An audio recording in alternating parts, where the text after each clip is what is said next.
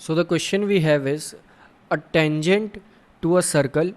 एक टेंजेंट है सर्कल पर, to a circle intersects it in, अगर कोई एक टेंजेंट ड्रॉ करी जाए सर्कल पर तो वो कितने पॉइंट से इंटरसेक्ट होगी।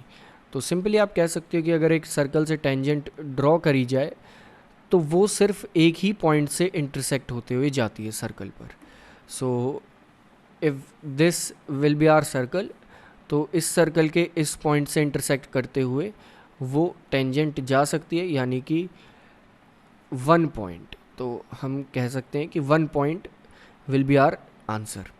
Next, a line intersecting a circle in 2 points, एक लाइन सर्कल को 2 पॉइंट से इंटरसेक्ट कर रही है, इज कॉल्ड अ, तो यहाँ पर हम ये देखना है कि एक लाइन जो सर्कल को 2 पॉइंट से इंटरसेक्ट कर रही है उसे हम क्या कहते हैं। आपने देखा है कि इंट्रोडक्शन में भी आपने देखा था, बहुत सारी जगह आपने देख लिया अब तक, कि जो एक लाइन सर्कल को इंटरसेक्ट करती है किसी भी 2 पॉइंट से उसे हम कहते हैं सीकेंट।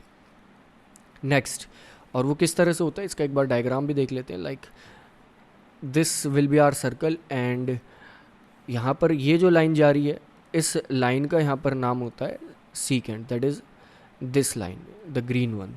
ये इन 2 पॉइंट से यहाँ पर इंटरसेक्ट कर रही है सर्कल को। नेक्स्ट ये कहा गया अ circle can have dash parallel tangents at most. यहाँ पर ये पूछा गया है कि एक सर्कल में कितने पैरेलल टेंजेंट्स हो सकते हैं। सो अगर हम एक सर्कल ड्रॉ करें कुछ इस तरह से, तो उस सर्कल में और टेंजेंट फॉर्म करें तो ये हो जाएगी एक tangent.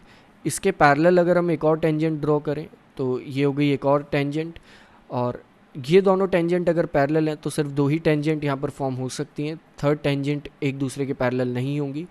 So a circle can have only 2 parallel tangents at the most.